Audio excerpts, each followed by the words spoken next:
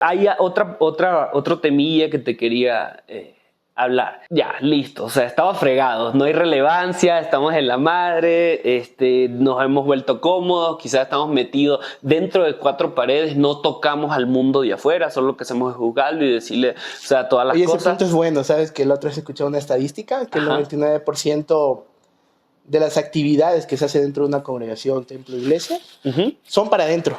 Y solo el 1% es para afuera. ¿El 90% o el 99%? 99% es adentro y el 1% es afuera.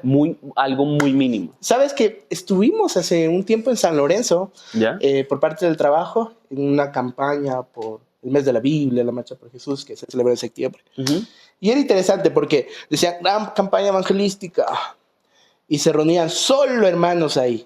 40 hermanos y ponían música a todo volumen y vamos a batallar, a guerrear, y derribó las murallas. y tú decías, ¿en qué forma tú estás evangelizando al otro si solo estás practicando un lenguaje que tú entiendes?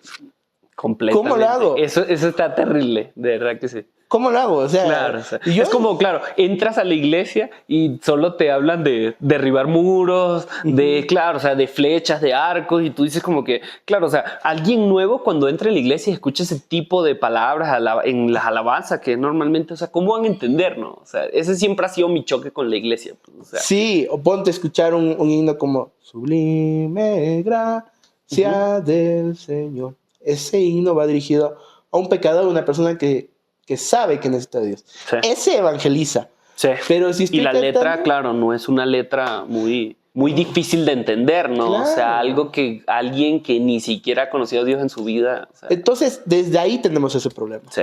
Comunicar el evangelio, cómo llegar a las masas, cómo llegar a las personas, a la necesidad. Es que creo que nos aferramos, loco. O sea, nos aferramos a lo viejo, ¿será? O a lo... Cristianizamos todo. Eso, a lo que crees. Y si te pones a ver...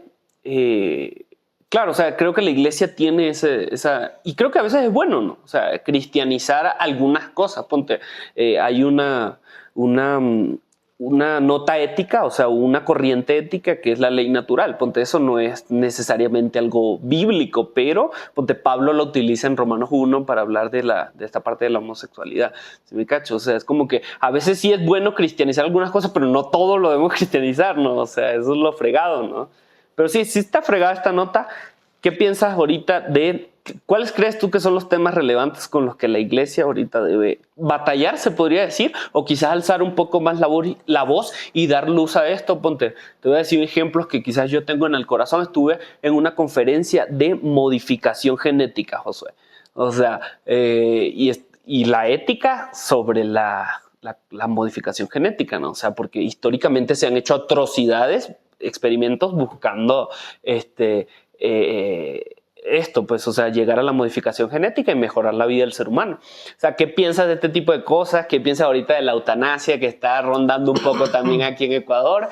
Y del aborto y toda la cosa. Hoy justamente hacía un video del aborto, subí a YouTube. Yo me manejo con YouTube, Instagram y TikTok. TikTok me baneó el video, o sea, es como que o sea, también esta libertad de expresión, eso está bien fregado, ¿no? O sea, nosotros creemos que estamos en una democracia, una libertad, pero te están haciendo una censura. Censura. O sea, ¿sí o qué? Libertad, esa palabra me gusta. Respecto a la eutanasia, el caso que tú nombrabas de Paola. De Paola Roldán. Fue muy delicado porque ella sufrió una enfermedad gravísima que estuvo confinada en una cama, sufría de dolor. Y ver el caso, como ella luchó por la despenalización de la eutanasia y que al final falleciera por causas naturales de su enfermedad. Creo que fue un final digno, lleno de paz. Para mí, cada quien es libre. ¿Qué piensas de la eutanasia, José? Yo me baso en el libre albedrío. Ya. Y mientras no hagas daño a la otra persona, puedes tomar la decisión. Está bueno. Puedes tomar la decisión que quieras con tu vida. Y en este caso estamos hablando de dolor físico, dolor humano, impotencia por su familia y el dolor que ellos sentían. Y al final las palabras con las que ella termina es: les amo mucho. Durísimo. Fueron sus últimas palabras. Como una persona que ama no puede querer vivir, pero si ya tu vida ya no puede seguir por ese dolor, no puedes otra cosa que acabar con ese sufrimiento.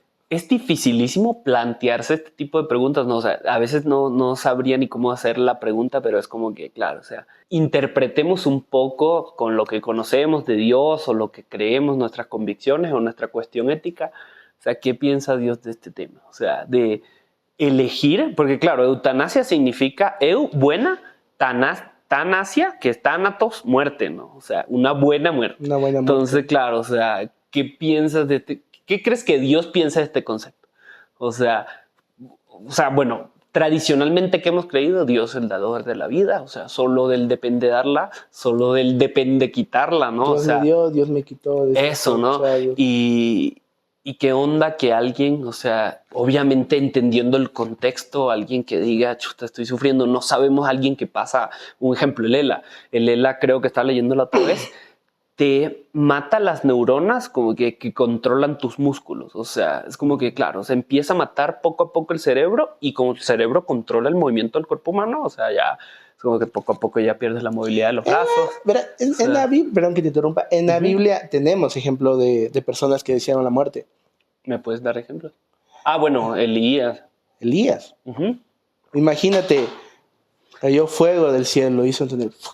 Después también. De un momento le dan orden de seguirlo y quiere morir, entra en depresión. Claro. Pero si es el mismo Elías que hizo milagros hace un rato y vio la mano de Dios Todopoderoso y después quiere morir. Es natural. Claro. Job también pasó tiempos de crisis. Jeremías, al ver la devastación que hizo Babilonia cuando se llevó cautivo por desobediencia del pueblo, claro está, lloró entristecidamente. El Señor Jesucristo, el momento de llegar a su hora de morir, lloraba. Sí. Pero no, son ejemplos que te doy, no, ninguno de estos al final se quitó la vida por su propia mano. Pero en eutanasia, desde mi punto de vista, el ser humano tiene libre albedrío. Y si la eutanasia es con un fin médico para calmar el dolor de la persona y esa persona se siente en paz. Ok. Yo no estoy en contra. ¿Tú le ves éticamente correcto? Yo le veo correcto. Ya. Me preguntabas también el tema del aborto, ¿no? Claro. El aborto es una... Eso es un poquito más delicado, ¿no? Creo, sí, ¿no? es más delicado el tema del aborto. Claro. En cambio, porque yo soy libre de hacer con mi cuerpo lo que quiera. Ese es mi libre albedrío. Pero no puedo hacer con la vida de otra persona lo que yo quiera. Claro. Ponen muchos ejemplos que se puede legalizar el aborto cuando es por tema de violación. Claro. Leía un dato sobre eso y, claro, se da este tema como para resaltar esta parte del aborto, ¿no? O sea, de que, por ejemplo, ya vemos que hubo una violación, va a ser más delicado y vamos a ser más tendientes a decir, chuta madre, a dudar y decir, bueno, o sea, sí pensemos un poco en el aborto porque no tiene la culpa, o sea, sucedió por alguien, que estaba mal mentalmente, como puede ser un violador, toda la cosa, pero es muy mínimo el porcentaje de las mujeres que quedan embarazadas por violación. O sea, es absolutamente mínimo. Estaba viendo la otra, está leyendo, pero claro, se utiliza esto porque es lo que le da marketing a la nota. Claro, pues, claro, lo más mediático, lo que más llama la atención y lo que más llega a las emociones o sentimientos del ser humano. Claro. Eso. Ahora, otra postura que suelen decir es que muchos abortos se practican en lugares que no están o no representan o no tienen la instrumentaria correcta para realizar un aborto con todas las medidas de salud y que la persona que se practica esto no muera en el intento o no quede con secuelas dentro de su organismo. Ese es otro punto que dan. Claro. Ahora, te voy a dar mi punto de vista respecto al aborto. ¿Cómo le ves? Yo no estoy de acuerdo con el aborto. Okay. ¿Por qué? No estoy de acuerdo. Por todos los puntos que te doy. O sea, la persona tiene el libre albedrío de hacer con su vida lo que quiera. Pero con la vida de otra persona, no. Es que el problema, me leí un libro súper bueno, o sea, se llama El dominio de la vida, pero me lo leí hace tiempo y ahorita recién como estaba leyendo sobre el tema, como que le abrí un poco y hablaba de que es eso, o sea, tú dices, claro, libre albedrío es puedo hacer con mi cuerpo lo que quiera, ¿no? O sea, pero la cuestión del aborto ya entra otra vida, pero el problema es que, claro, o sea, entra otra persona, que sería el bebé, no, pero el problema está en que la gente o lo contrario a los conservadores, ¿no? O sea, que defienden los pro vida, ¿no? O sea, los otros, ¿cómo sería? Lo contrario a pro vida. Pro aborto. Pro aborto, eso. Ya, lo que defienden es que no se puede llamar persona a alguien que no tiene conciencia de sí mismo, ni eso, o sea, y eso es alguien, así se le llama al bebé que está ahí adentro. Entonces, claro, como es alguien que no tiene derecho, todos tenemos derecho a la vida, pero no sabemos, claro, lo que ellos dicen es no se sabe si en realidad ha comenzado una vida, ¿no? O sea, y segundo, el interés de vivir, ¿no? O sea, todos tenemos derecho a la vida e intereses de querer vivir. O sea, ¿qué te dice que ese bebé está eligiendo la vida? O sea, no puede, porque, o sea, no tiene conciencia de sí mismo. Es un tema filosófico claro, profundo. Claro, o sea, viendo la parte filosófica de quizás del pensamiento de alguien que no conoce a Dios, claro, lo ven desde esta parte y dicen, bueno, o sea, abre más el debate. Pero ya viéndola la Biblia, yo hoy hacía un video también, ¿no? O sea, de esto. Es como que a veces Dios como que, claro, tiene cosas como que yo te pensé antes, ¿no? O sea, yo te tuve en mi corazón mucho antes de haberte formado, ¿no? Eso es como que, claro, antes de que tu cuerpo se formara ya todas tus partes están escritas en mi libro, el Salmo 139. Entonces, o sea, hay como la parte subliminal de la Biblia, no sé, subliminal se podría decir, o escondida. O sea, no dice directamente sobre el aborto, pero dice, o sea, de que Dios, o sea, no necesariamente, o sea, tienes que tener 2 brazos y 2 piernas para... Sino desde el momento de la concepción. Claro, o sea, él ya nos tenía en su mente, en su corazón. ¿No? Ya. Fregazo. Es un tema complicado, sí, es un tema complicado y no puedo dar más comentarios, opiniones o criterio, porque yo ya tengo mi postura dada. ¿Pero cómo crees que la iglesia debería manejar este tema? Híjole, la iglesia. Hay mucha iglesia pro vida y mucha iglesia que conozco que es pro aborto también. ¿En serio? ¿Sí? Tú que has estado en varias notas. ¿Sí? He conversado con jóvenes. Pero fregadazo, ¿no? Tomar postura sobre esto. Yo o sea, me quedo así como que... Pero al momento de hablar de eutanasia, lo que te decías, la gente también se queda así. Claro, o sea, yo tengo otro pensamiento. Pues, claro. Respeto, pero tampoco soy nadie para juzgarme y decirle te vas a ir al infierno por pensar así. Claro. No puedo decir nada más. Es fregazo, ¿no? Sí, fregazo. Es muy, muy complicado. Pero como proeza la libertad, solo eso te puedo decir. Puedes hacer con tu cuerpo lo que tú quieras, pero con el cuerpo, vida de la otra persona, no puedes decidir. Porque no estás ahí no crees que entraría algo como de...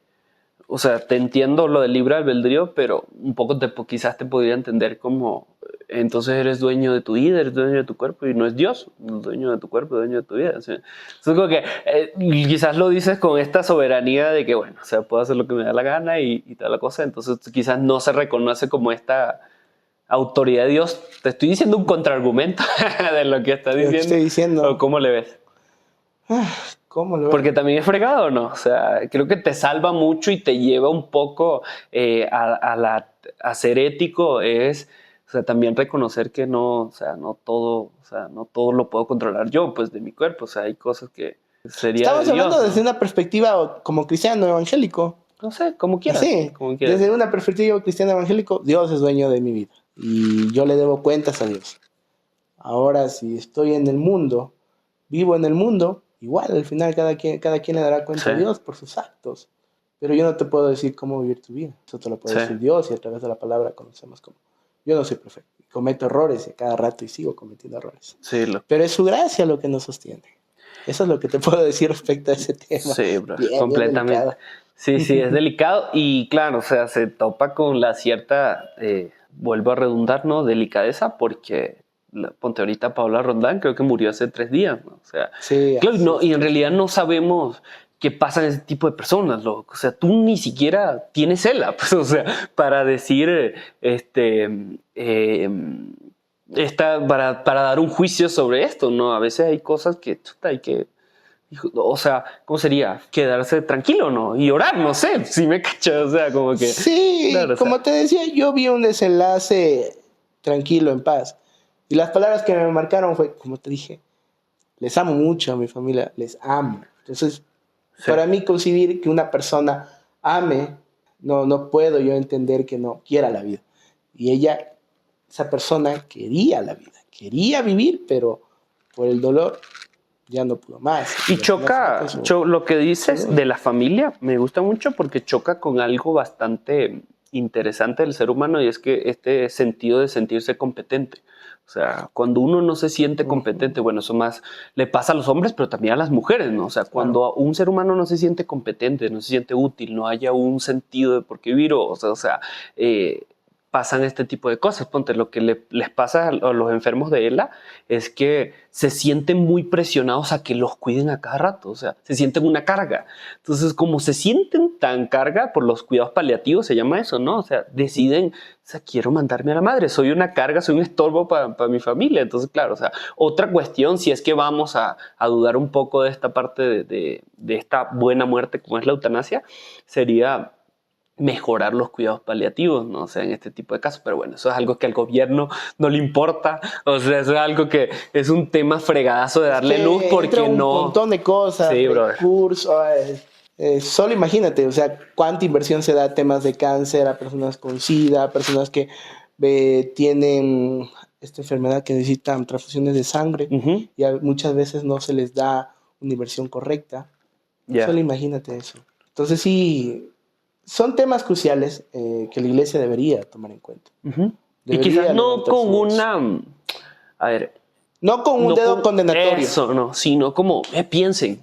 Socializar, claro, o sea, interesarse por la persona, por qué se ha tomado estas decisiones. Pero muy pocas las hacen. Claro. Muy pocas hacen eso. Hay una iglesia en Guayaquil que se llama Iglesia de los Imperfectos. ¿Ya?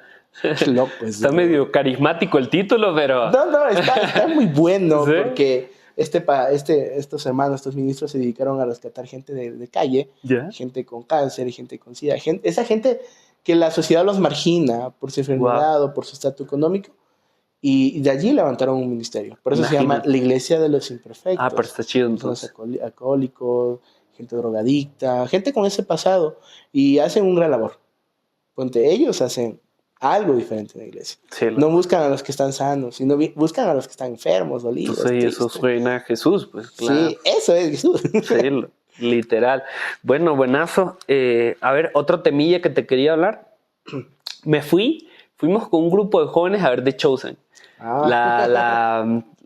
Creo que es la 4ª temporada, ¿no? Entonces como Capítulo 1 y 2. Eso, o sea, la mandaron en el cine y fuimos con un grupo de jóvenes a ver The Chosen. Verás, yo no he visto The Chosen, no, o sea, sí cacho The Chosen, que es toda la cosa, pero no soy mucho de series, o sea, soy muy adictivo y entonces cuando comienzo una serie es como que me distraigo mucho, loco, entonces como que trato de evitarlas.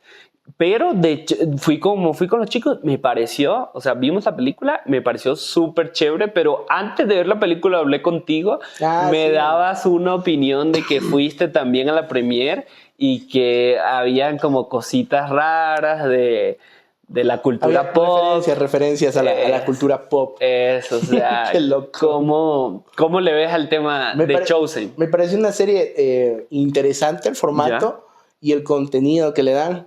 Yo toda la película le pasé molestando a mis compañeros de trabajo porque nos invitaron a la premiere. Y era chistoso, le decía, pero sí sabe que al final muere, ¿no? Sí sabe que al final muere Jesús. Sí. Y después resucita, sí, pero igual... pero la serie te cautiva. Sí, muy bien hecha, creo que le vi muy bien hecha. Muy bueno el formato. Sí. Y de eso se trata, o sea, de llevar el evangelio de un formato diferente. Y lo que me refería con la influencia o con la referencia de la cultura pop es que en una parte, cuando van a decapitar a Juan el Bautista, porque el capítulo 1 trató de esto, ya le van a decapitar y Juan el Bautista se comienza a reír. Sí. Se ríe. Y el verdugo, el que lo va a decapitar, le dice, ¿de qué te ríes? Y Juan el Bautista le regresa a ver y dice, no lo entenderías. Claro, creo que dije, ese es el Joker. Esa es la línea del Joker. El momento donde el entrevistador, representado por Robert De Niro, le dice al Joker, ¿de qué te ríes? Y el Joker saca el cigarrillo de la boca y dice, no lo entenderías. Y yo sí. ¿Meten referencias de la cultura pop para hacer más llamativa la serie? ¿O con qué fin lo hacen, pero entretienen al espectador? Sí. Entonces, me gustó mucho, me parece una buena herramienta. Y esto nos cae en pie de que en el cine, en la historia, en la música, hay referencias a la iglesia, hay referencias a Jesús, hay referencia a la historia de la iglesia. Y es increíble, es increíble. En el cine he visto muchas referencias, no sé si te viste Rocky. Yo soy malísimo para las películas viejas, loca. En Rocky hay un sacerdote que le da la bendición, le da una bendición a Rocky. Eso es una influencia, eso es parte de la cultura pop. Y hay una infinidad de casos, en el cine, en la música, todo tiene esa influencia. Ponte Elvis Presley. ¿Ya? Era interesante porque él cantaba cuán grande es él. ¿En serio? El himno. Lo interpretaba. Y sí, lo interpretaba y lo hacía, y hace unas interpretaciones más cautivadoras, más emocionantes y tiernas que han hecho de este himno. Wow. Y lo hacía un cantante secular. Secular, se supone, ¿no? Claro. Sí, y hay un montón de ejemplos que podemos tomar.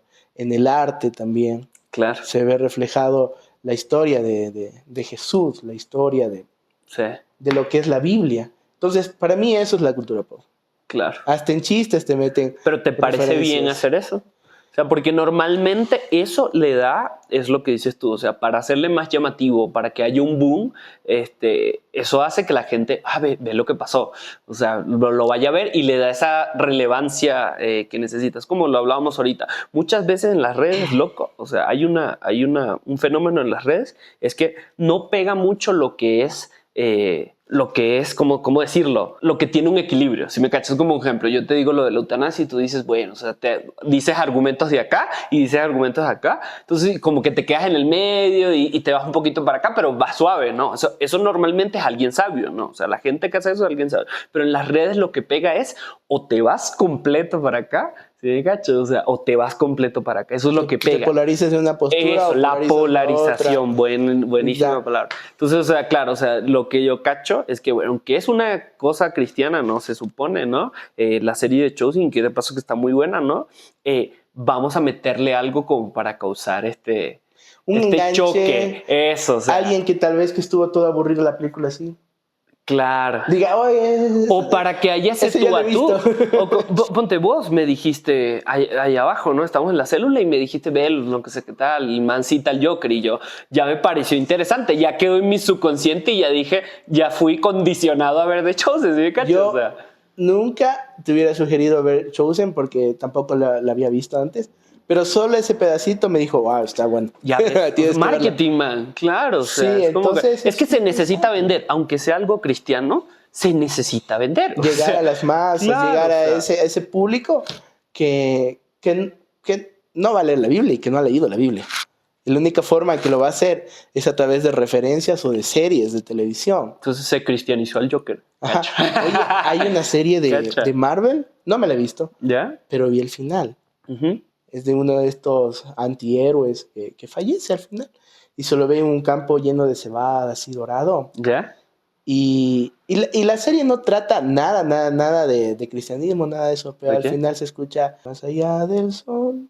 ¿En serio? Más allá del sol. No, y este antihéroe va con el traje y todo. Yo tengo un hogar, dulce hogar, más allá del sol. Porque el man fallece en la serie. Muere. ¿En serio? Más allá. Y esa es referencia, eso es cultura pop.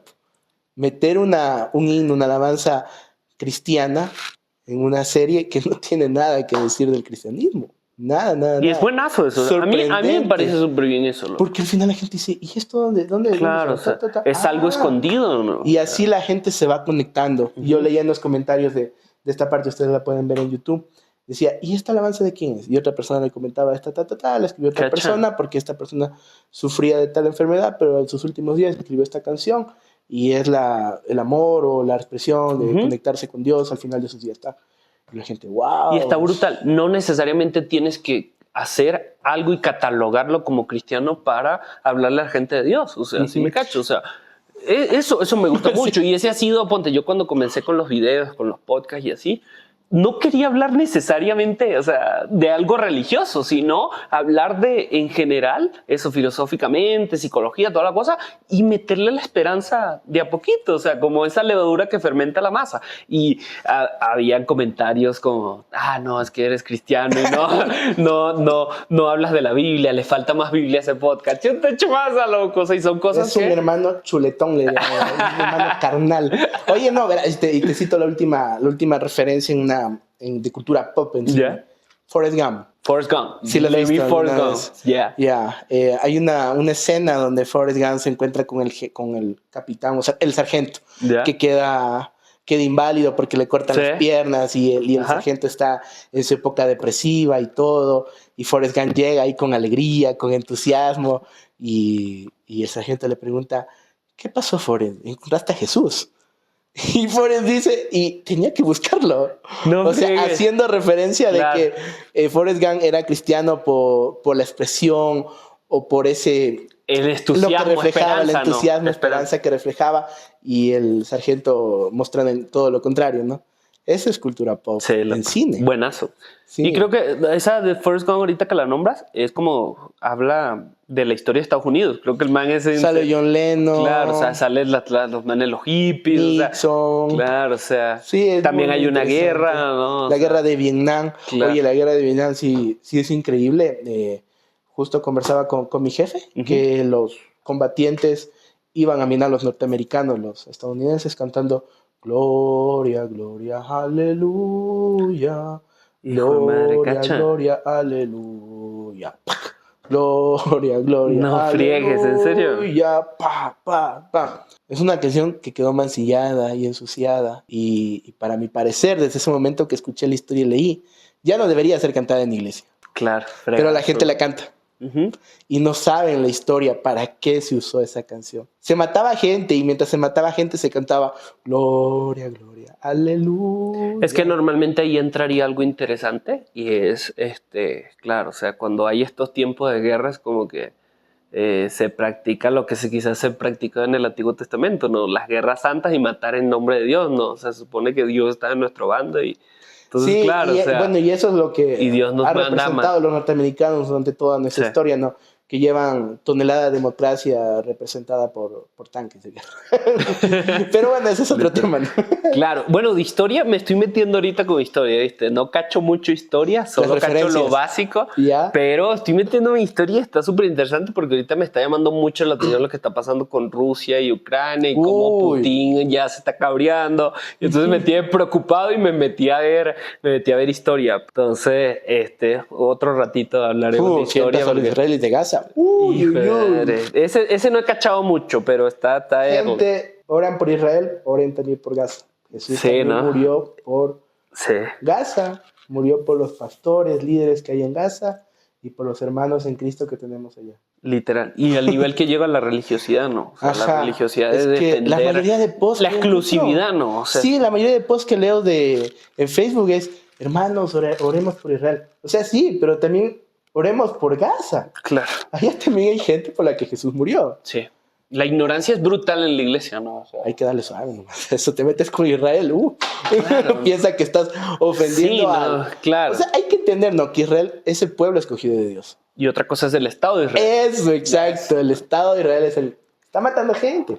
Sí, es bien fregado, ¿no? Y oremos por Israel y por Gaza, Palestina. Yo puse en fin de año una imagen del nacimiento de Jesús. María con la bandera de Israel y José con la bandera de Palestina. Un montón de hate. Sí. Mano, ¿qué es eso? ¿Pero qué pusiste en Facebook? Lo puse de perfil, de WhatsApp y pero de lo hiciste al propósito. No lo hice a propósito. O lo hiciste de corazón. Lo hice como una manera de concientizar a la gente. Claro, bien. Sí, bueno. Es que es fregado, ¿no? O sea, claro, sí. No, es fregado. A veces la iglesia no solamente tiene que batallar con las corrientes malignas, o sea, porque sí hay corrientes malignas y estamos claros, ¿no? Pero, o sea, la iglesia también tiene que batallar consigo misma, ¿no? O sea, porque bueno, está llena de seres humanos, loco. Está llena de seres humanos, es lo fregado. Bueno, por último, estamos hablando de un tema súper interesante, loco. De este tema que está pasando ahorita en las iglesias. En Ecuador, más que todo, pero hubo un escándalo, no sé si me quieres platicar un poco, o sea, le están pidiendo registro a pastores y líderes de Ecuador para poder ejercer, ¿no? O sea, un ministerio. Sí, llevar un orden más que todo. Ya. Bueno, se emitió un decreto donde todo ministro, pastor, líder de una iglesia tiene que registrarse. Nombre, apellido, ministerio o función que ejerce dentro de una iglesia, si es denominacional, qué denominación es, cédula o pasaporte. Son esos los requisitos que establece el decreto. Ya. Pero ¿qué antecede a esto? ¿Por qué se está dando? Por el caso de Juliana Campoverde. No sé si muchos de los que nos están viendo o si tú conoces este caso. Leí un poco, pero no mucho. Esta chica desapareció en el 2012. Ya. Yo recuerdo que en la iglesia donde me reúno pusieron una foto de ella desaparecida en julio del 2012 Nunca más apareció. Ella se reunía en una iglesia acá en el sur de Quito, en Aviloxi.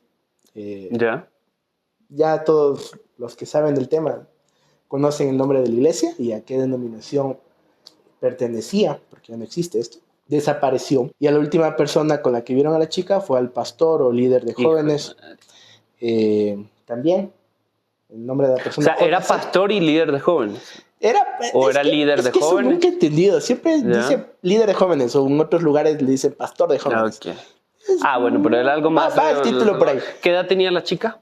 19 años cuando desapareció. Contemporáneos, por eso me acuerdo mucho del caso.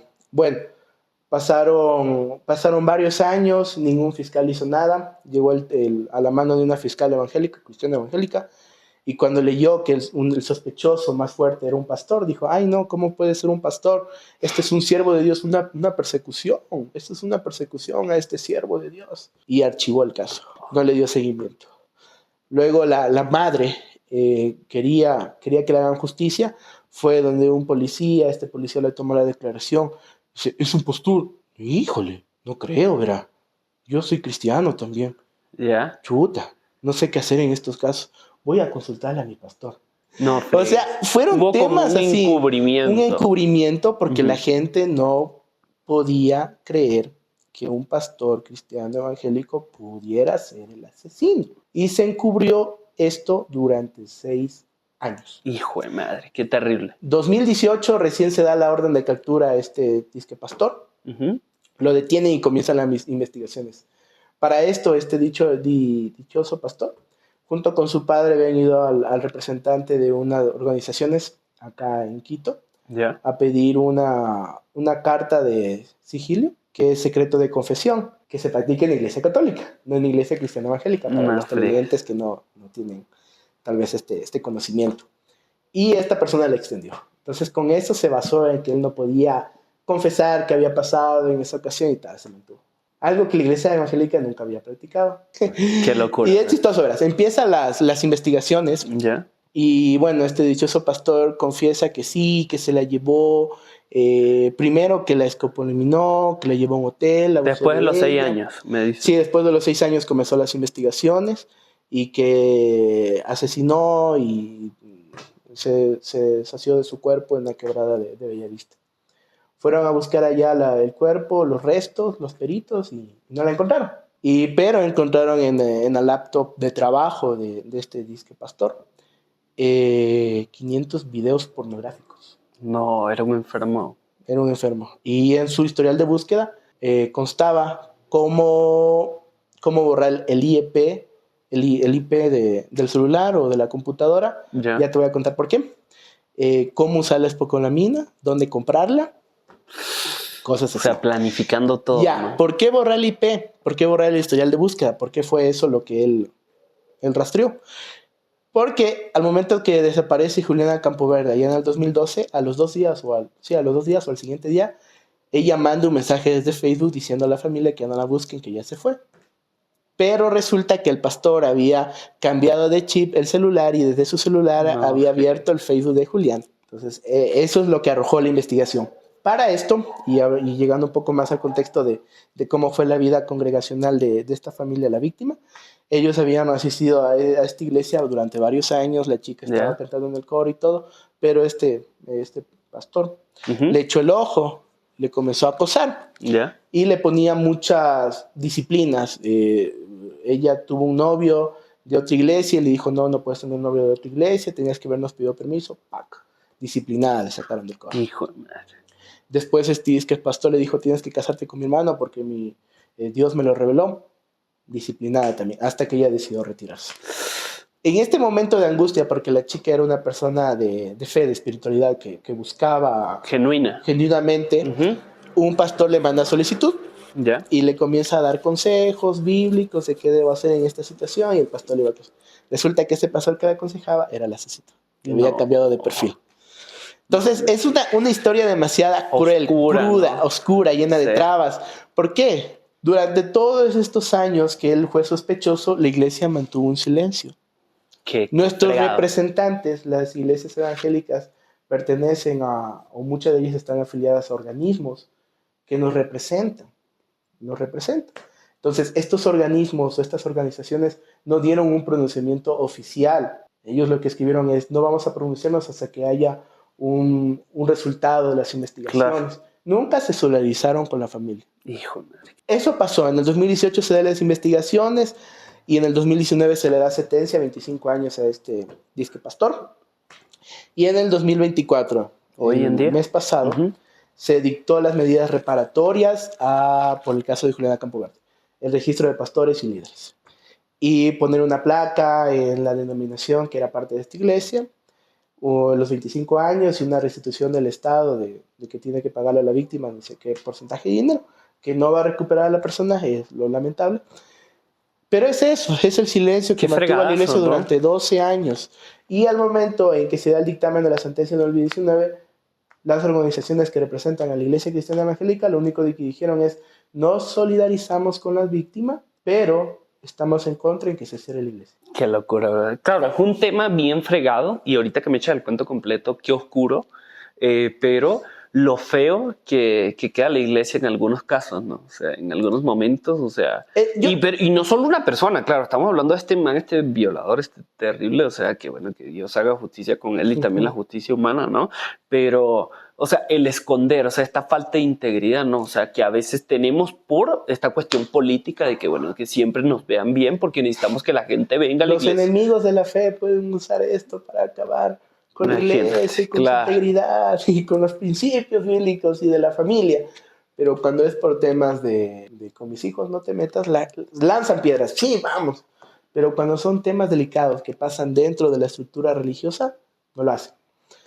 Que se debería, claro, loco, literal, que se debería, o sea, más bien las dos cosas ser íntegros, ¿no? O sea, mostrar las cosas, las buenas obras, pero también nuestra oscuridad, vea. O sea, claro, o sea, porque está llena de seres humanos, pues, o sea, la iglesia, y no todos son buenos, o sea, no todos buscan el bien, sí, y no todos buscan, o sea, a Jesús genuinamente, ¿no? O sea. Es interesante, porque si esto hubiera pasado en la iglesia católica, como te mencionaban antes de comenzar,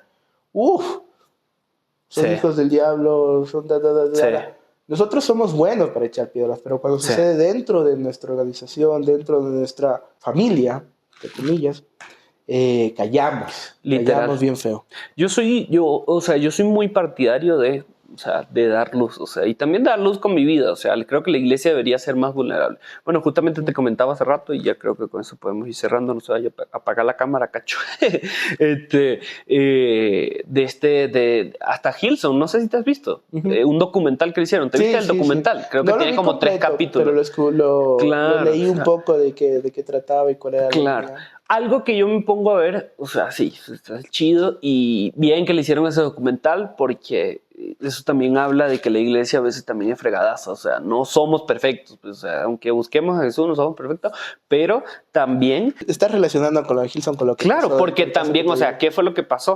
O sea, ya explico un poco. El pastor, el general, el Brian Houston, o sea, tenía a su papá. El papá fue el fundador de esta iglesia Hillsong, que todavía no se llamaba Hillsong. ¿Qué hizo este tipo? Este tipo violó a un menor de edad cuando estaba siendo pastor, el papá de Brian Houston. Entonces, o sea, bueno, pasó el tiempo, se descubrió este escándalo al tiempo y culparon y llevaron a juicio a Brian Houston. ¿Por qué? Porque había encubierto esta violación del papá. Entonces, bueno, al final se descubrió que él no sabía nada, o sea, que él estaba joven, que él no encubrió nada y que no sabía nada, porque si sabía ya lo iban a meter a la cárcel, ¿no? O sea, pero un poco la idea que quería dar de toda esta nota es que es una mega iglesia, ¿no? O sea, es una iglesia muy grande y yo en cierta manera le veo como normal que quizás haya pasado esto, ¿no?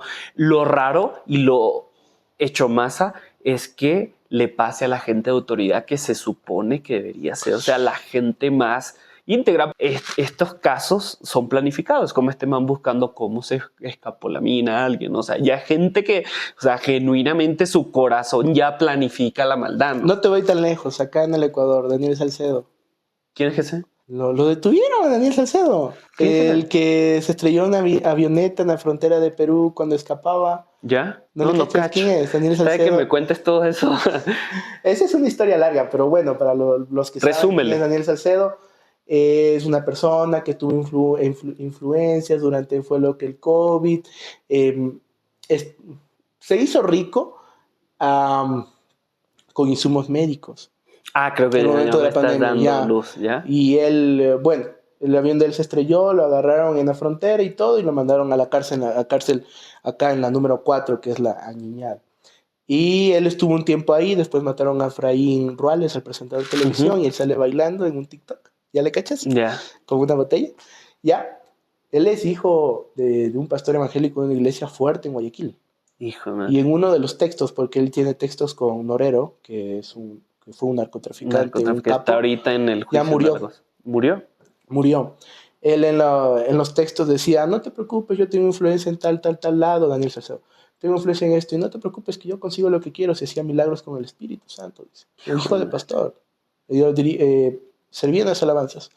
O sea, puedes pantallar. ¿Qué podemos resumir con esto? O sea, en la iglesia suceden escándalos. O sea, ¿cómo decirle a alguien que no está viendo que no conoce a la iglesia? Porque normalmente lo que hace, la postura que toma alguien que no es cristiano, ¿no? Que no va a la iglesia es, estos infelices, o sea, ¿para qué me van a estar invitando? ¿No? O sea, somos gente normal.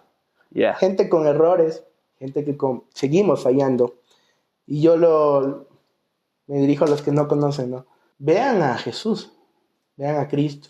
No nos vean a nosotros porque nosotros fallamos. Yeah. Y nos falta un montón todavía para llegar a la estatura de Cristo, como dice la Escritura. Y bueno, eso os digo para que no se desanimen, porque hemos hablado de muchos temas. Y eso no quiero desanimar a nadie. No puedo decir, uy, ya no voy para allá.